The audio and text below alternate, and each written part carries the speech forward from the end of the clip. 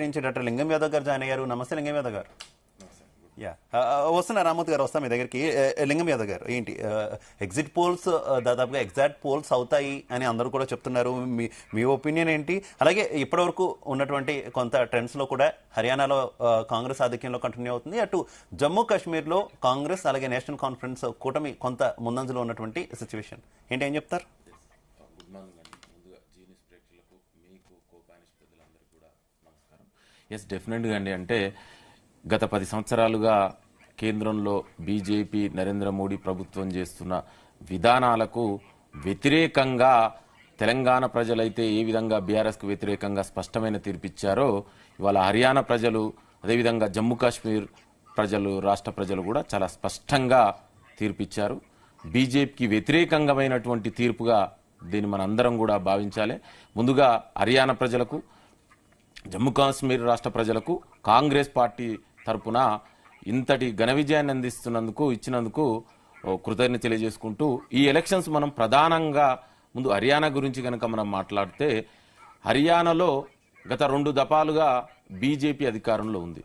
So అక్కడ వాళ్ళు చేసినటువంటి ప్రామిసులు ఏది అమలు చేయకపోగా ఇవాళ ప్రధానంగా కిసాన్కు వ్యతిరేకంగా, జవాన్కు వ్యతిరేకంగా, పైల్వాన్ వ్యతిరేకంగా, అంటే కిసాన్కు హర్యానాలో మెజార్టీగా రైతులు, ఏ రైతులైతే ఈ దేశానికి అన్నం పెట్టిరో ఆ రైతులకు వ్యతిరేకంగా నల్ల చట్టాలు తీసుకొచ్చి వాళ్ళు పోరాడుతుంటే వాళ్ళ మీద లాఠీ చార్జీలు, కాల్పులు, బాష్పవాయులు ప్రయోగించినందుకు వ్యతిరేకంగా వచ్చినటువంటి తీర్పే ఇవాళ కిసాన్ ఈ తీర్పు ఇంత స్పష్టంగా ఇచ్చారు. అదేవిధంగా జవాన్ యువతకు ఇవాళ మనందరూ తెలుసండి, ఏదైతే బీజేపీ తీసుకొచ్చిన అగ్నిపత్ అనే స్కీము ఇవాళ యువతని మోసం చేసేది.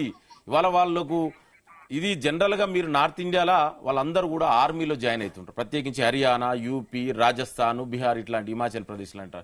సో వాళ్ళు తీసుకొచ్చిన అగ్నిపత్ స్కీమ్కు వ్యతిరేకంగా వచ్చినటువంటి తీర్పుగా మనం భావించవలసి ఉంటుంది. అదేవిధంగా పహిల్వాన్, ఎవరైతే రెజ్లర్లు, మేజర్గా మనకు తెలుసు ఇండియాలో రెజ్లర్లు ఎక్కువగా వచ్చే రాష్ట్రం హర్యానా, అక్కడ కూడా ప్రత్యేకించి మహిళా రెజ్లర్లు వాళ్ళ మీద జరిగినటువంటి ఏ విధంగా బీజేపీ ప్రభుత్వము ఆర్ఎస్ఎస్ చేసినటువంటి దాడి మన అందరికీ తెలుసు. ఏ విధంగా వాళ్ళని వినీష్ పోగొట్ని మానసికంగా హింసించిర్రు, వాళ్ళకు ఒక అన్యాయం జరిగింది. దాని మీద మాట్లాడాలంటే మరి ఈ ప్రధానికి ఎక్కడ కూడా ఈ బీజేపీ ప్రభుత్వానికి కనీసం సోయి కూడా లేదు.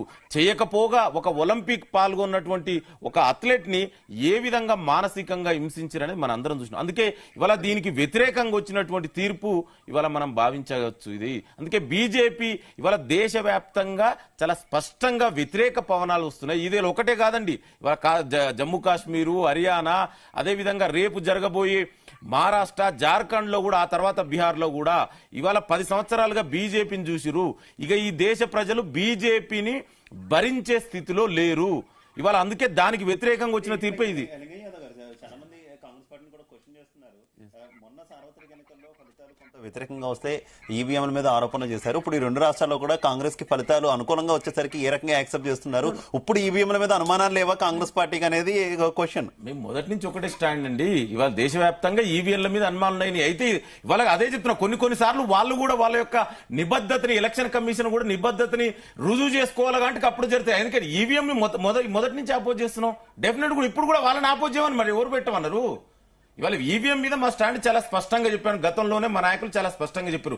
అయితే ఇప్పుడు జరిగిన తీర్పుని మనం ప్రజలు ఏ విధంగా తీర్పిచ్చారనే దాని గురించి మనం మాట్లాడుకోవాలి. ఇవాళ అక్కడ ఉన్నటువంటి సామాజిక వర్గాలు కనుక చూస్తే మన అందరికీ తెలుసు, యూపీ, హర్యానా అనేది ప్రత్యేకించి కుల ప్రభావం ఎక్కువ ఉంటది. అక్కడ జాట్లు, దళితులు, అహిర్లు అంటే యాదవులు 3 సామాజిక వర్గాలు చాలా ప్రధానమైనటువంటి రాష్ట్రము. ఇవాళ మెజార్టీ వర్గాలు అందరూ కూడా ఇవాళ కాంగ్రెస్ పార్టీ వైపున చాలా స్పష్టంగా తీర్పిచ్చారు. ఈ అందరినీ కూడా బీజేపీ అక్కడ వంచింది గత 10 సంవత్సరాలుగా. ఇవాళ అదే విధంగా కాశ్మీర్ గురించి కూడా డిస్కస్ చేద్దాం. ఒక్కో రాష్ట్రం గురించి విడిగా డిస్కస్ చేద్దాం. ఒకసారి ఇప్పుడు లేటెస్ట్ గా ఉన్నటువంటి ట్రెండ్స్ ఒకసారి నేను చెప్పబోతున్నాను.